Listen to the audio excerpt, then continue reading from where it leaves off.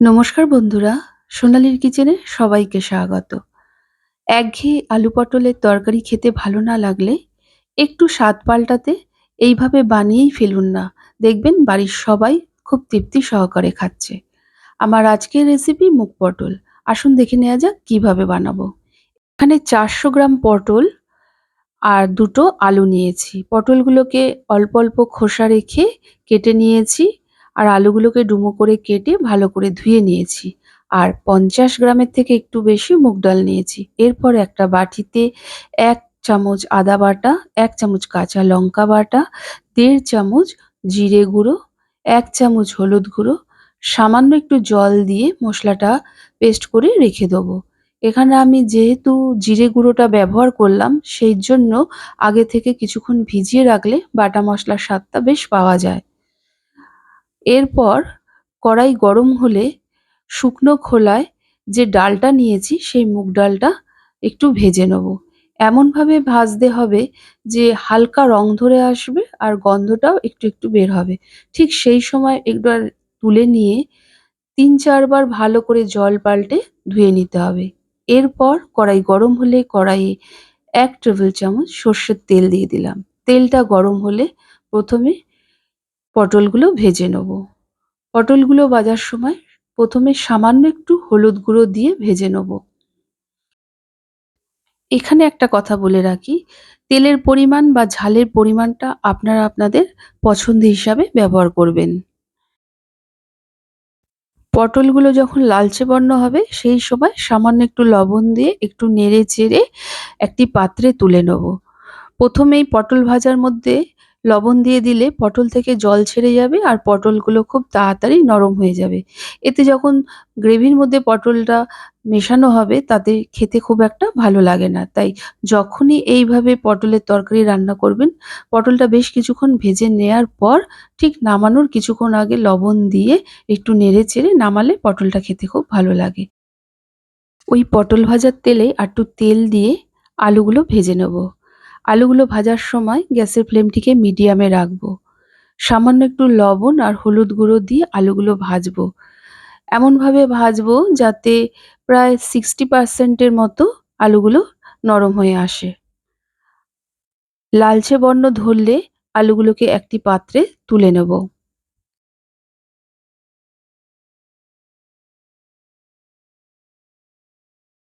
ওই আলু ভাজার তেলে আরো ১ টেবিল চামচ সর্ষের তেল দিয়ে দিলাম। তেলটা গরম হলে একটা শুকনো লঙ্কা, ৫ টা এলাচ, একটা দারচিনি, একটা লবঙ্গ, ১/২ চামচ গোটা জিরে আর একটা তেজপাতা ফোড়ন দিলাম। ফোড়ন থেকে একটা সুন্দর গন্ধ বেরোলে ২ টেবিল চামচ নারকেল কোড়া দিয়ে দিলাম। নারকেল কোড়াটা দিয়ে কিছুক্ষণ নেড়ে চেড়ে নেব। তারপর কয়েকটা ভাঙা কাজু বাদাম আর কিশমিশ দিয়ে নারকেলের সাথে কিছুক্ষণ নেড়ে চেড়ে নেব। কাজু কিশমিশটা পুরোপুরি অপশনাল। আপনাদের ইচ্ছা হলে দেবেন, না দিলেও কোনো অসুবিধা নেই। কিছুক্ষণ নেড়েচেড়ে নেয়ার পর যে মশলার পেস্টটা বানিয়েছিলাম সেটা দিয়ে দিলাম। সাথে মশলার বাটি ধোয়া জল দিয়ে দিলাম। আর স্বাদ অনুযায়ী লবণ দিয়ে বেশ কিছুক্ষণ মশলাটা কষিয়ে নেব। মশলা থেকে যখন হালকা তেল ছেড়ে আসবে সেই সময় ভেজে রাখা আলুগুলো দিয়ে মশলার সাথে ভালো করে মিশিয়ে বেশ কিছুক্ষণ আবার কষিয়ে নেব।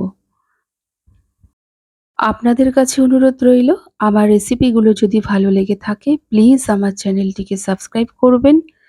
পাশে থাকা বেল আইকনটি অবশ্যই প্রেস করবেন। এতে আমি যাই রেসিপি আপলোড করি না কেন নোটিফিকেশন সবার প্রথম আপনার কাছে গিয়েই পৌঁছাবে। আলুর সাথে ভালো করে কষানো হয়ে গেছে। এই সময় যে ডালটা ভেজে ধুয়ে রেখেছিলাম সেই ডালটা দিয়ে ভালো করে মিশিয়ে নিয়ে আরো ১৫ সেকেন্ডের মতো একটু নেড়ে চেড়ে ১ গ্লাস জল দিয়ে দেবো। জলটা দিয়ে ভালো করে মিশিয়ে গ্যাসের ফ্লেমটিকে মিডিয়ামে রেখে ঢেকে দেবো। আজকে আমি যেইভাবে মুগ পটলের রেসিপি বানালাম আপনারা অবশ্যই এভাবে বানিয়ে ট্রাই করবেন। আর কেমন লেগেছে আমাকে অবশ্যই কমেন্ট করে জানাবেন। যদি ভালো লাগে একটা লাইক ও শেয়ার করবেন।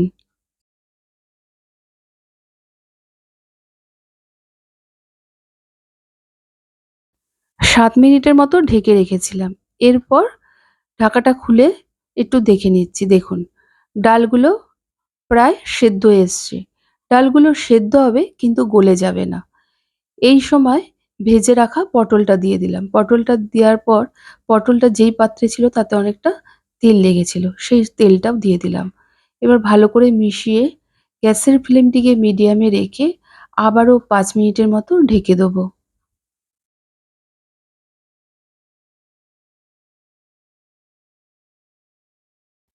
ফিরে এলাম ৫ মিনিট পর। রান্নাটা আমাদের হয়েই এসছে। ডালগুলো ভালোভাবে সেদ্ধ হয়ে গেছে, কিন্তু গলে যায়নি দেখুন। আর আলুগুলো, পটলগুলো ভালোভাবে সেদ্ধ হয়েছে। এই সময় ১ চামচ চিনি দিয়ে দিলাম আর ১/২ চামচ গুঁড়ো গরম মসলা দিয়ে ভালো করে মিশিয়ে নেব। চিনিটা কিন্তু অবশ্যই দেবেন।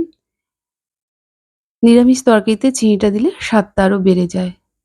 ঠিক নামানোর আগে ১ চামচ ঘি দিয়ে হালকা হাতে একটু নেড়ে গ্যাসের ফ্লেমটিকে অফ করে কিছুক্ষণ ঢেকে রেখে দেবো। তারপর সার্ভ করব।